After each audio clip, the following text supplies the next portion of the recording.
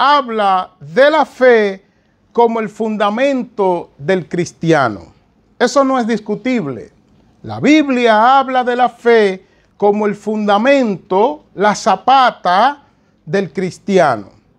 Ejemplo, Habacuc 2:4 dice, escuche bien, mas el justo por su fe vivirá.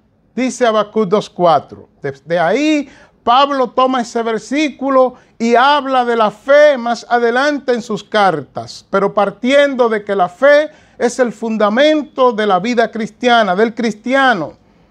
El justo por su fe vivirá. La fe bíblica, mis amados hermanos, es un regalo de Dios. Es un regalo que se separa y difiere de la fe natural. Porque además de la fe bíblica hay una fe natural. La fe natural es aquella que portan todos los seres humanos, cristianos o no. ¿Cómo sabemos que todas las personas tienen tienen una fe natural? Porque Santiago mismo lo dice. Él habla en el versículo 19 del capítulo 2 que vemos hoy. Mire lo que él dice. Tú crees que Dios es uno. O sea, tú tienes fe en Dios. Fe natural. Bien haces. También los demonios creen y tiemblan. Los demonios creen, tienen fe, fe natural. Algunos dicen creen en Dios, fe natural. La fe natural, hermano, es aquella que está basada en evidencias. Está basada en lo palpable. Está basada en lo entendible. Usted tiene fe en su auto, porque usted cuando pone la llave en el auto, enciende el auto y lo pone a correr, el auto corre y usted ve que va estable. Entonces usted tiene fe en ese auto, por eso lo guía. Pero es una fe natural, no es una fe que tiene que ver nada con que venga de Dios. Ahora bien, la fe que viene de Dios, la fe que es el fundamento del cristiano, es una fe divina, no es una fe suya. Es una fe que Dios ha puesto en usted. Escuche cómo lo dice la Biblia en Efesios 2:8, porque por gracia habéis sido salvados, y escuche ahora, mediante la fe. Y usted dirá, pero mira, mi fe. No, no dice mi fe, ni tu fe, dice mediante la fe. Y escuche lo que dice ahora. Esto, hablando de la fe, no procede de vosotros, sino que es el regalo de Dios. Así que la fe suya y la fe mía, que a veces nos jactamos de tener mucha fe, es la fe de Dios puesta en nosotros. Ahora bien, la fe que Dios pone en nosotros, esa fe para que se mantenga pura, divina, para que sea una fe que agrade a Dios, tiene que tener participación de nosotros. Una vez Dios la pone, una vez creemos en Cristo, nosotros tenemos que ejercitar esa fe.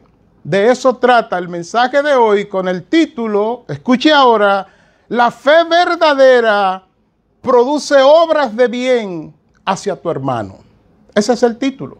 La fe verdadera produce obras de bien hacia tu hermano. Explicando el título, lo que quiere decir el mensaje de hoy, el pasaje a predicar, es que la manera como tú, si eres cristiano, puedes evaluar tu fe, no es en qué tanto tú crees en Dios, en qué tanto tú crees en lo que dice la Biblia, sino en qué, escucha ahora, en qué tanto tú practicas lo que dice la Biblia y que tú dices creer en Dios, qué tanto lo practicas con tu hermano. Así que comencemos a predicar con el título, la fe verdadera produce obras de bien hacia tu hermano. El pasaje de Santiago ya fue leído al inicio del culto. No lo voy a leer porque es extenso, pero lo voy a ir predicando. En los versículos iniciales, los versículos 14 al 17, oiga cómo dice, y estoy usando la Nueva Traducción Viviente como versión en el día de hoy. Dice el escritor, amados hermanos, ¿de qué le sirve a uno decir que tiene fe si no lo demuestra con sus acciones? Oiga, qué inicio, qué forma de iniciar.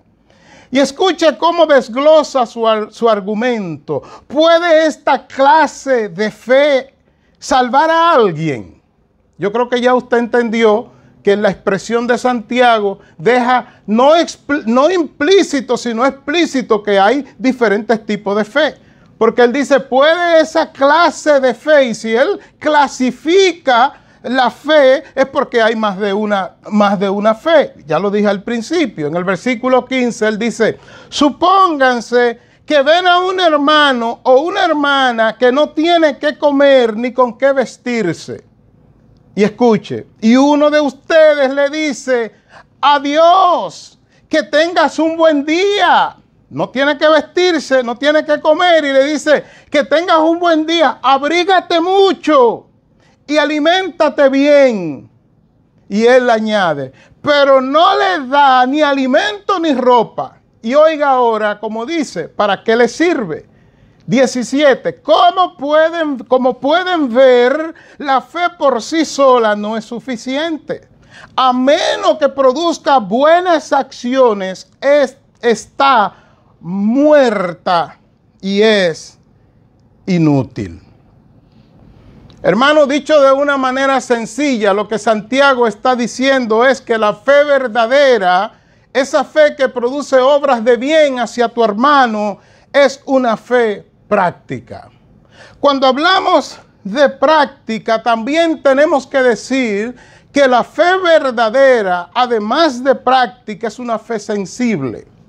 Cuando se habla de la sensibilidad tiene que ver con la capacidad de poder ver y entender lo que no es obvio, lo que no es tan visible.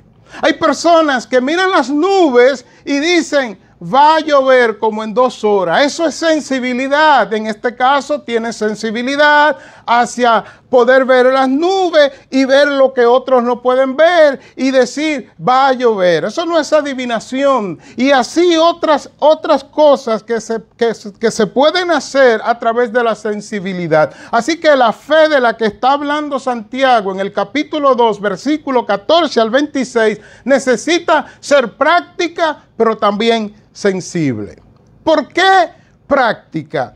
Porque práctico es lo que se basa en un ejercicio o realización de una actividad. En otras palabras, lo que es práctico no es teórico. Cuando usted le dice a una persona, cuando vayas a cruzar la calle, mira para los 2 lados, porque puede venir un auto, pues usted le está haciendo un favor y en teoría usted le está explicando. Pero cuando usted lo toma de la mano y le dice, ven, crucemos la calle, porque la calle se cruza así. Y usted, además de enseñarle, de mostrarle, cruza la calle con esa persona, usted ha sido práctico. Vale decir que yo siempre prefiero lo práctico a lo teórico. Porque Jesucristo fue práctico, no teórico. Jesucristo dijo a los discípulos, vayan de 2 en 2, prediquen el evangelio. Pero antes de que ellos fueran de 2 en 2, ya Jesús se había enviado desde el cielo a predicarnos el evangelio a ellos y a nosotros. Jesucristo fue práctico cuando dijo, si alguien te pide de comer, dale de comer. Si alguien está sediento, dale de beber. Pero él fue práctico. Él tomó una multitud de más de 4,000 personas, de más de 5,000 personas, porque fueron 2 ocasiones. Y él le dijo, denle ustedes de comer. Fue práctico, no fue teórico. Así que la fe de la que habla aquí es una que es sensible primeramente y práctica. ¿Cómo lo vemos? Dice, supongamos que un hermano, versículo 15, o una hermana que no tiene que comer ni con qué vestirse, viene a verte. Estoy parafraseando. Viene a verte. Ahora yo le pregunto, ¿cómo sé yo que una persona, un hermano que viene a verme, cómo yo sé que no tiene que vestirse? Usted me dirá, pastor, no hay que ser muy sensible porque se le nota por encima de la ropa. Está bien, yo se lo creo y le acepto, eso es verdad. No hay que ser sensible para eso. Pero diga ahora la pregunta, ¿cómo yo sé que ese hermano, que esa hermana que vino a verme no tiene de comer? Ahí ya no es tan sencillo. ¿Por qué? Porque usted y yo conocemos la naturaleza del ser humano. ¿De qué es lo que el ser humano más presume? Lo que le hace falta. Hay personas que usted le dice, ven que te invito a comer. Y dice, no te preocupes, pero tú comiste. No. Pero tú tienes dinero para ir a comer. Y dice, no, es que no tengo hambre. Está mintiendo. El ser humano es así. Entonces, para identificar muchas veces la necesidad del hermano, hay que ser sensible. Hay que ser sensible para eso. Hay otras veces que se ve por encima de la ropa. De una persona que ve un carro que se le está apagando en cada lugar. Dice, no, yo ando en ese carro porque a mí me gusta el color del carro. Pero no. Usted ya vio que esa persona anda en ese carro porque no puede andar en uno mejor. Punto y aparte. No hay tal cosa como a mí me gusta pasar trabajo. Eso no es verdad. Ese no es el hombre caído. El hombre caído le gusta lo mejor, estar siempre arriba, estar siempre disfrutando de lo mejor. Hermano, Santiago advierte, versículo 17, como pueden ver, la fe por sí sola no es suficiente, a menos que produzca buenas acciones, está muerta y es inútil. Lo que Santiago está advirtiendo a los cristianos, porque este es un libro para los cristianos, este es un libro para los creyentes, es que nosotros, si decimos tener nuestra fe depositada en Cristo, esa fe tiene que llevarnos a amar y preocuparnos por el bienestar de nuestro hermano. Permítame hacer una aclaración que es un poco incómoda, pero que debo hacerla porque somos bíblicos.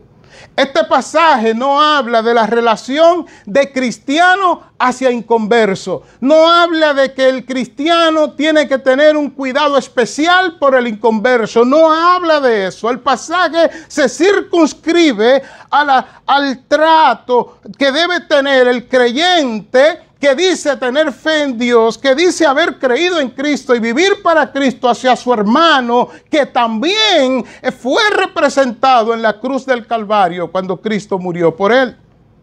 A eso es que se refiere el pasaje.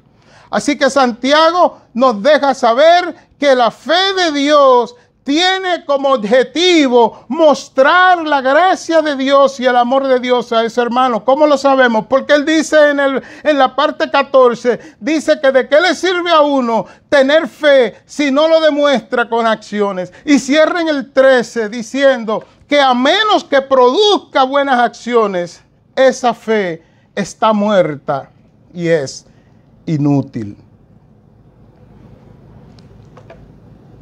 La fe sola es teoría.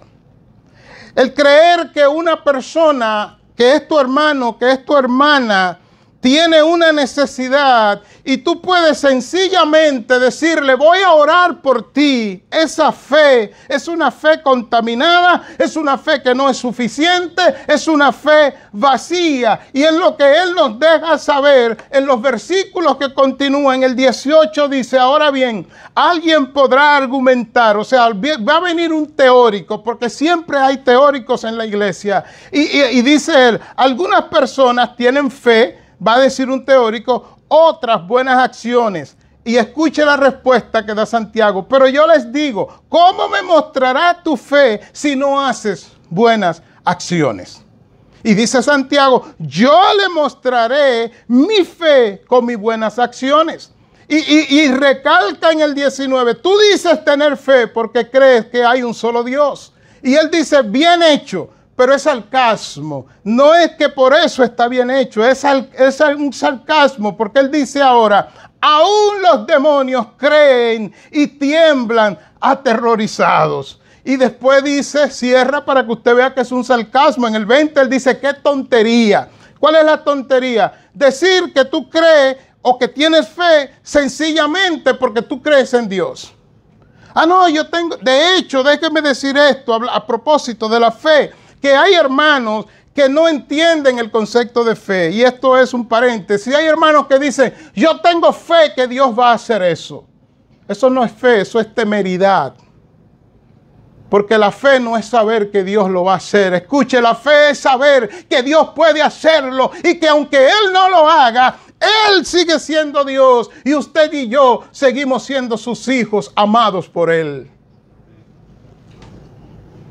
Fe no es presumir. Dios lo va a hacer. Yo no sé si Dios lo va a hacer.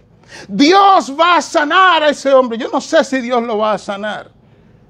Cierro el paréntesis. Lo que yo sé es que Dios tiene todo el poder para hacerlo. De hecho, yo no soy cesacionista.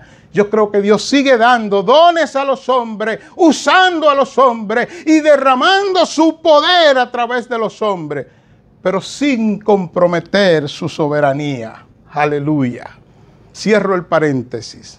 Amados, el título que predicamos es La fe verdadera produce obra de bien hacia tu hermano. Santiago, para probar su punto, nos muestra dos ejemplos de nuestros antepasados, el caso de Abraham y el caso de Rahab la ramera. Escuche cómo él argumenta. En el versículo 21, él dice, ¿no recuerda que nuestro antepasado Abraham fue declarado justo ante Dios por sus acciones cuando ofreció a su hijo Isaac sobre el altar? Permítanme explicarle qué fue lo que sucedió. Capítulo 22 de Génesis. Dios, quizás cansado o quizás decidido a transicionar el corazón de Abraham, que antes era un adorador de ídolos, que después fue un hombre que obedeció a Dios a media. Usted conoce la historia. No le creyó a Dios que Dios le iba a dar un hijo. Se acercó a la esclava. Ya antes había presentado a su esposa como su hermana, aunque era su prima hermana, pero ya no era una prima hermana, sino su esposa. Y la presentó como una hermana. Y era un hombre que estaba siempre negociando ante las circunstancias. Su fe era una fe más natural que divina. Y Dios, decidido a transicionar el corazón de Abraham, después que nace su hijo Isaac, el único que le nace de verdad en la promesa, Dios le dice, coge a tu hijo y sacrifícalo. Vamos a hablar como dominicanos, mátalo. Mátalo para mí. Algunos cuestionan lo que Dios le pidió a Abraham, obvio, lo cuestionan porque no entienden qué es lo que Dios está haciendo. Dios no está loco, Abraham sí.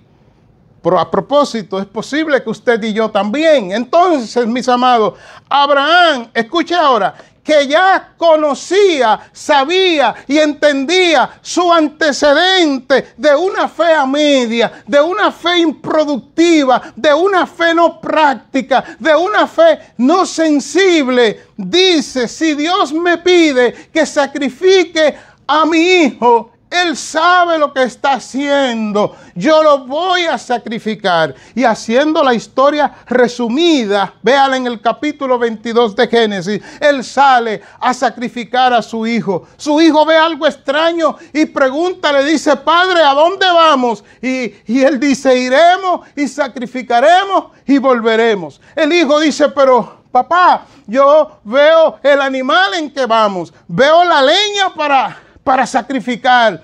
Te veo a ti que vas a hacer el sacrificio, pero yo no veo el cordero. ¿Dónde está el cordero? Y Abraham, escuche bien, en un acto de fe, de obediencia, de fe práctica, fe que obra bien hacia su hermano, él dice, Jehová Jireh, Jehová se proveerá de cordero.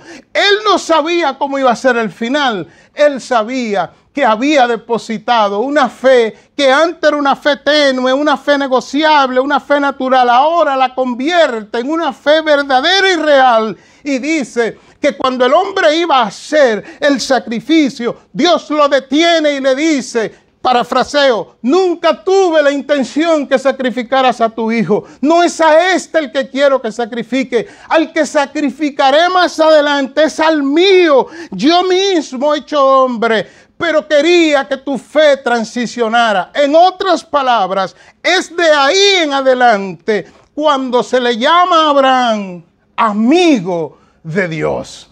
Y está diciendo Santiago, escuche bien, ya ves, su fe y sus acciones actuaron en conjunto, la practicidad de la fe. Sus acciones hicieron que su fe fuera completa. Y escucha el 23. Y así se cumplió lo que dicen las Escrituras. ¿Y qué es lo que dicen las Escrituras? Dice él, Abraham le creyó a Dios y Dios lo consideró justo debido a su fe. Incluso lo llamaron amigo de Dios. Y él concluye, Santiago, como puedes ver, se nos declara justo a los ojos de Dios por lo que hacemos y no por la fe.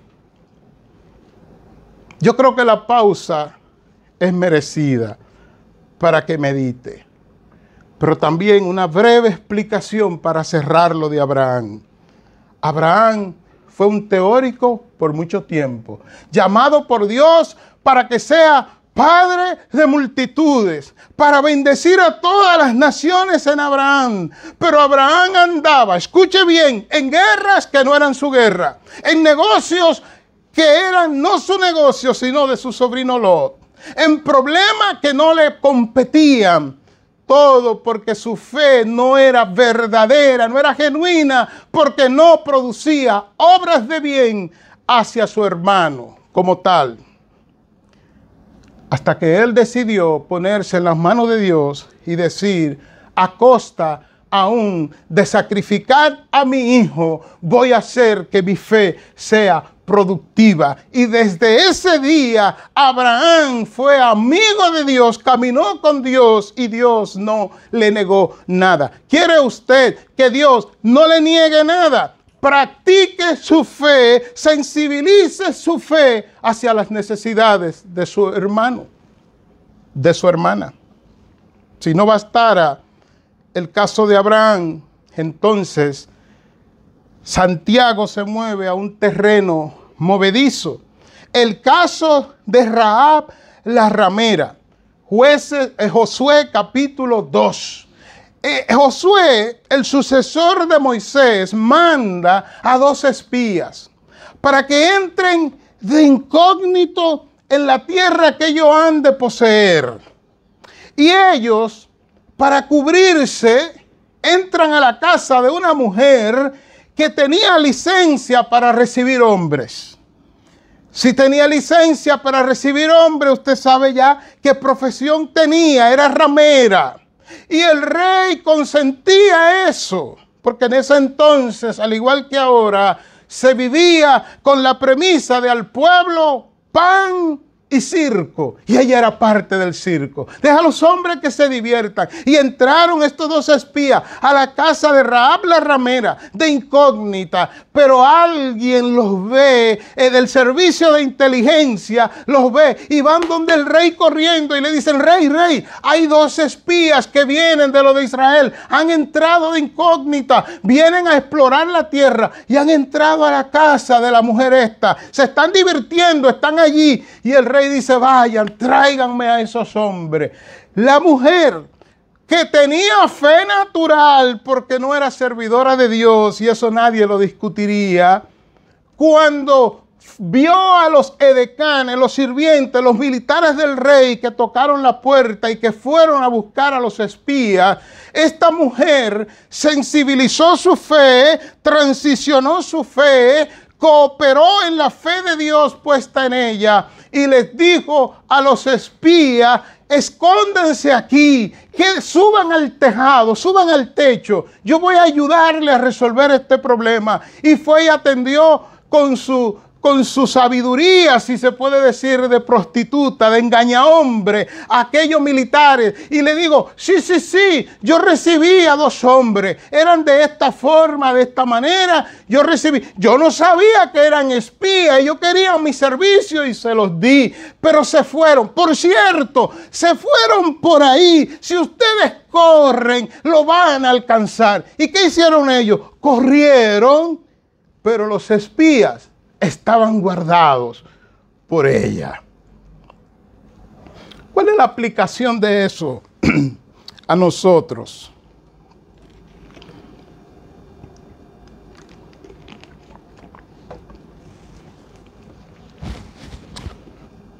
¿Cuál es la aplicación de eso a nosotros? Hermano, cuando ves a tu hermano en una situación, escucha bien, porque esto es solemne. Si no puedes librarlo del fuego, no le eches combustible al fuego de tu hermano. Si no puedes librarlo de las garras del oso, por lo menos no acorrale a tu hermano para que no se defienda del oso. Y yo estoy hablando de incógnita, porque si algo yo he tenido que vivir en mi vida cristiana es precisamente saltando obstáculos del diablo y saltando obstáculos que ponen gente cristiana para que uno no crezca, porque entienden que si uno crece es una muestra de que uno estaba en lo correcto, porque hay gente dentro de la iglesia que apuestan a que uno fracase. No lo haga con tu hermano. Esta mujer no era hebrea, era una mujer pagana, pero ella decidió transicionar su fe. Y usted me quiere que yo le diga, ¿qué fue lo que pasó? Pues escuche lo que pasó. Él dice, escuche bien, hablando de esta mujer, Rahab, dice el 25, Rahab la prostituta es otro ejemplo. Fue declarada justa ante Dios por sus acciones. ¿Cuándo? Cuando ella escondió a los mensajeros de Dios y los ayudó a regresar sin riesgo alguno por otro camino. Así, bueno, este versículo final lo dejo para el final. El punto de Rahab la ramera, léalo en el capítulo 2 de Josué. Ella fue donde los espía y le dijo, yo los he cuidado porque yo sé que esta tierra ha sido entregada a ustedes. Lo único que les pido, no me hagan daño a mí ni a mi familia. Y así ellos fueron librados, y así ella también fue librada. Hermanos, aplicación. ¿Cómo aplicamos?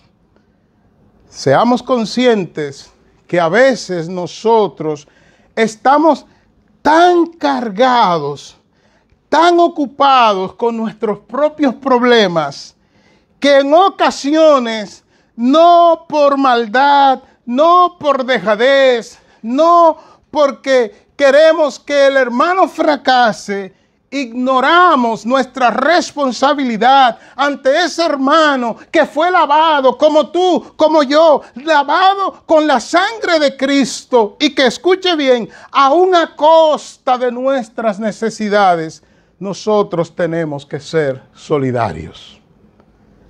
El versículo 26, él dice, así como el cuerpo sin aliento está muerto, así también la fe sin buenas acciones está muerta.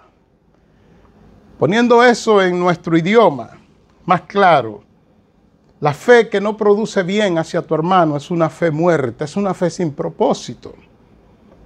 Es una fe que no conduce a ninguna parte.